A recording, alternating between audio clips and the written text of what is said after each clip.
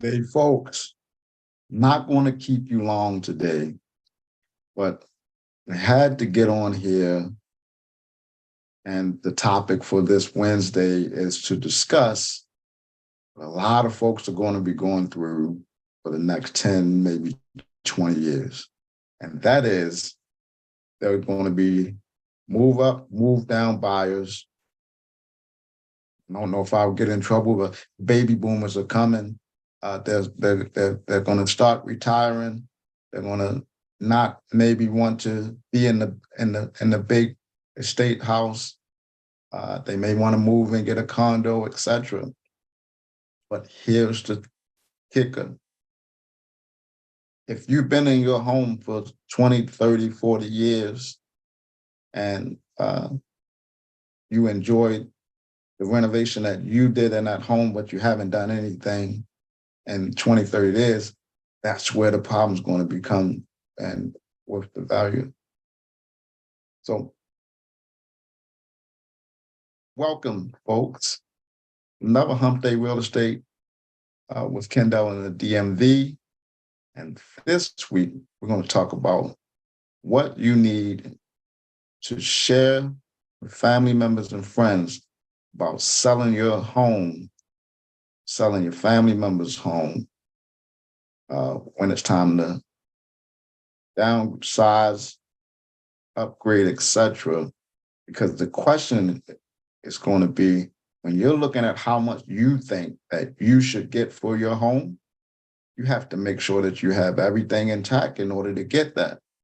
And I think going into the next 10, 20 years, we're going to have big problems, and especially the realtors, and trying to make these sellers understand that, yes, homes in your neighborhood sold for $500,000, but your home might only be worth $300,000, $350,000.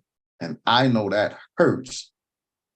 But the reality is your home has to be comparable to the home that sold for $500,000. Doesn't have to look exactly the same, has to have similar things that that home has. And also, before you even get to that price point, your home has to, appeal to the eye, to the buyers of today. And so we have to get into the understanding that what we like, what our parents like, what our grandparents like in their home, that there's a millennial who now has a good paying job that can now buy in your area. Will they like that home when you go to sell it? That's the first person, that's the first group you got to think about. And then all the other groups come behind. Now, what I've been seeing, the homes, and this is, and here's the big thing about all of this.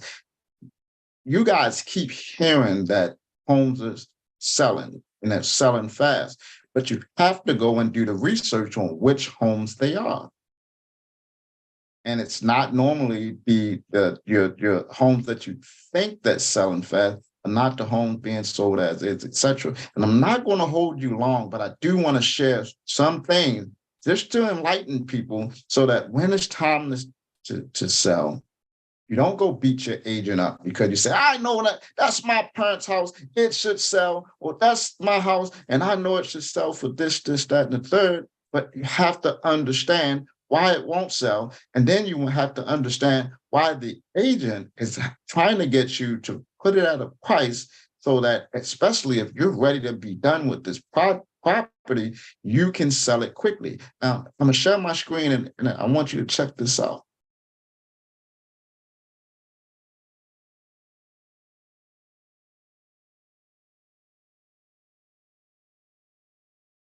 It's so I can.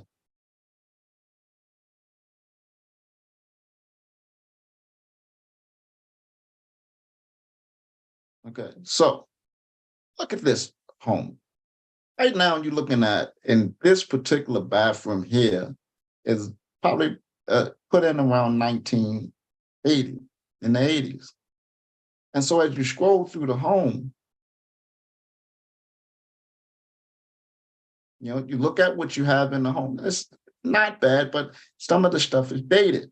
And so you have to understand, although you like what you have in the condition, look, there's no carpet, looks like they took the carpet up in this one, etc. The price of the home is going to be subject to what the willing and able buyer is willing to pay with what it has going on in it. And homes are not going to sell. Now, this is a condo. Now, check this out. See this arrow here? It says price went down.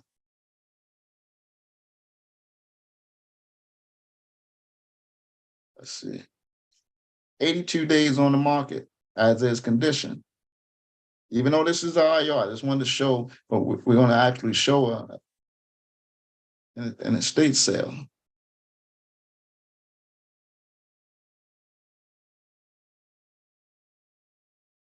They got solar panels, but deep cabinets and all the data.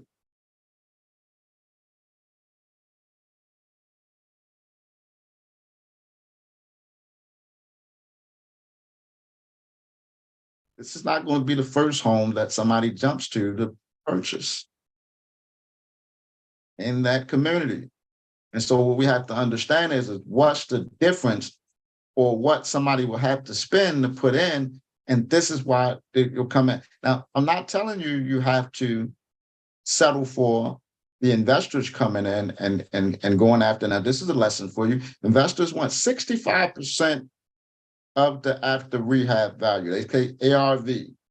What that means is that if the value of the comparable home in the neighborhood sold for $500,000, they're going to offer you 65% of that $500,000 minus what their renovation costs might be. So let's use small numbers. 65% of $100,000, for $100,000 ARV, that's 65,000 minus 20,000 was the renovation. So that leaves 45,000. With that 45,000, that's what the investor can pay cash to buy your property for.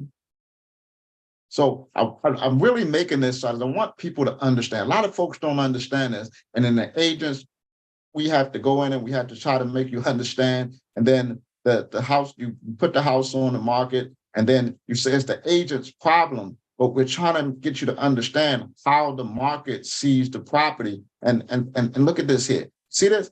That price went down. And look at the other thing. Look at the days on the market.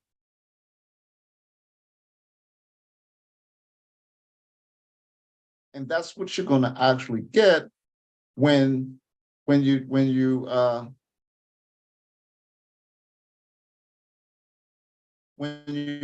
looking at putting a house on the market that doesn't come with all the bells and whistles that the buyers who normally will buy quickly are looking for.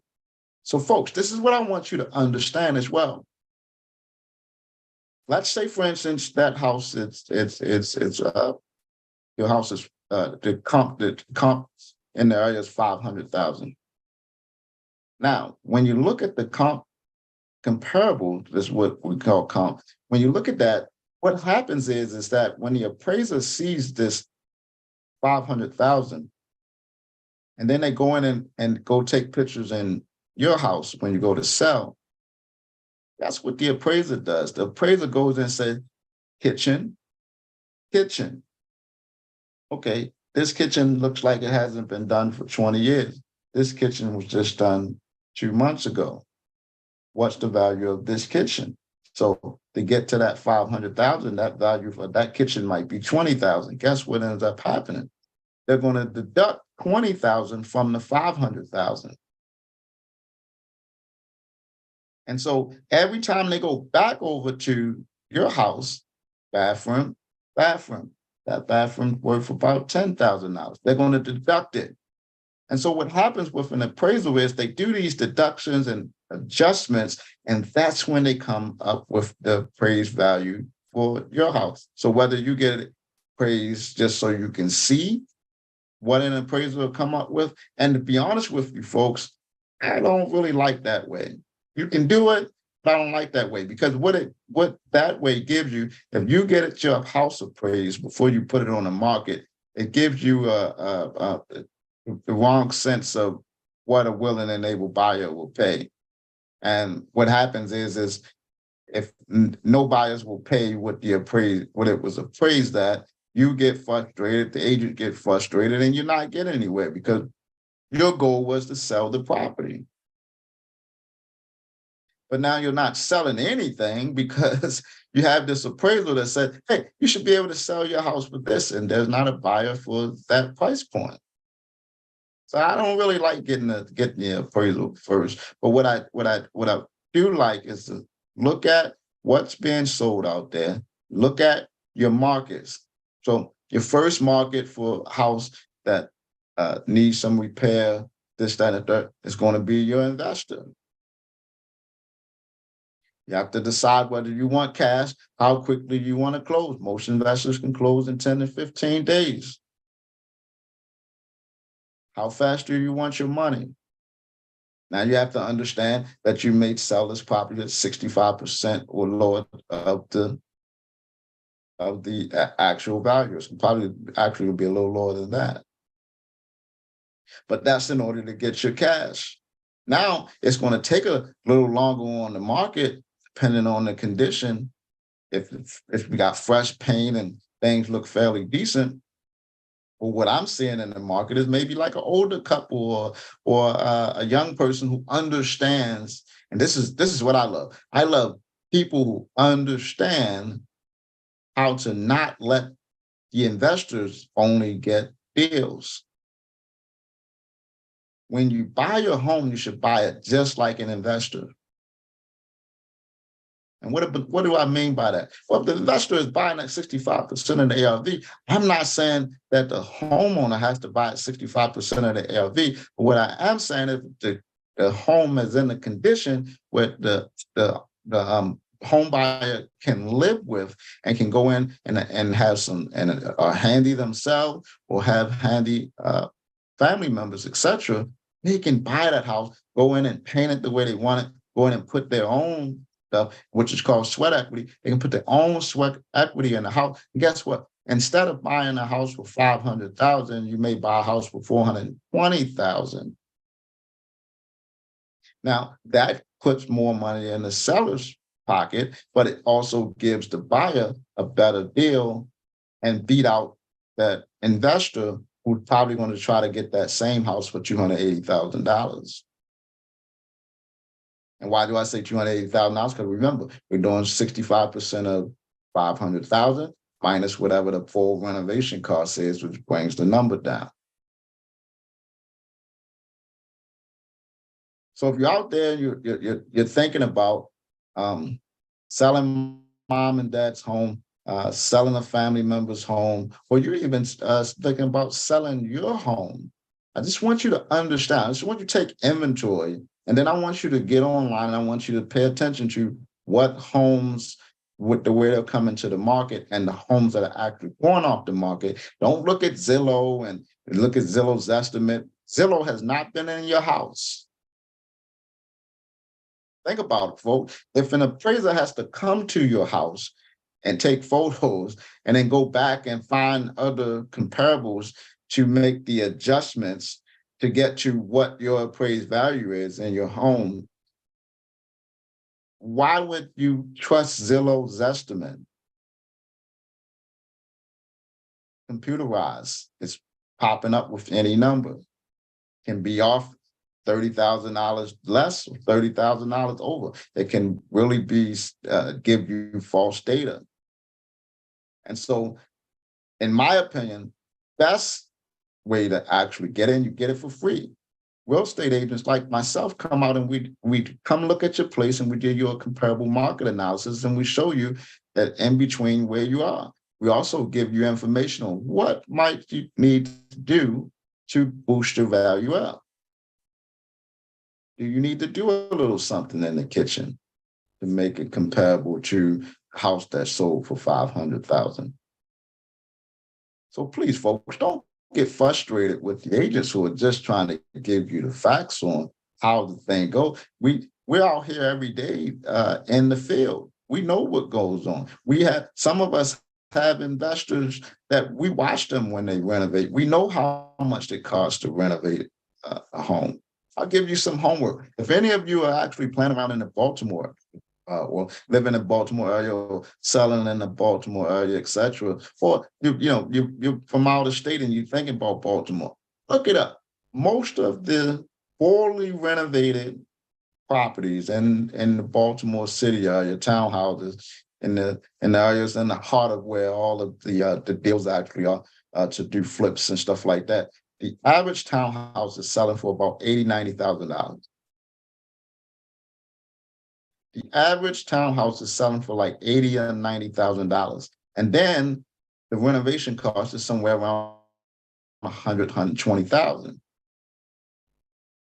The ARVs, the active rehab value for those homes, are $130,000 to $320,000.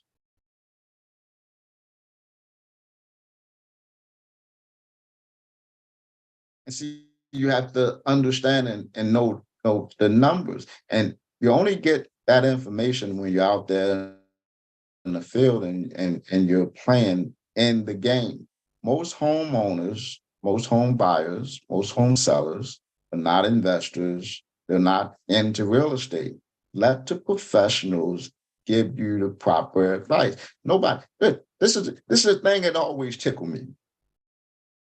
An agent does not get paid until the house is sold at settlement the same time the seller does. If the agent tells you price needs to be lower, does it benefit him or her? I don't think so, because the same thing that you're looking at is a lower bottom line in your pocket. It's the exact same thing the agent is looking at. And so he or she's not trying to take any money out your pocket. They're trying to be factual with using the data for exactly what you probably can get your house sold for. So folks, don't fight the data. Because what you end up doing is you sit on the market for 200-300 days, and then you blame the agent. Why you couldn't sell it? Couldn't sell it because the house needs to be priced right. Can't sell anything if it's not priced right, and especially real estate. Remember this, folks: price, location, and condition. Condition, price, and location. Those are the three main variables of selling real estate. So if the price is off, what's going on with the location and the condition? Each one of those creates variables to dictate what's going on. Why is this thing not selling for this price, or etc. So listen, again, like I said, not going to hold you much longer.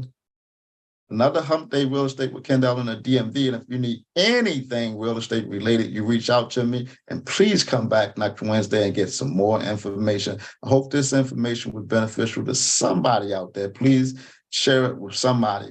Somebody needs this information. You have a blessed week. Thanks again.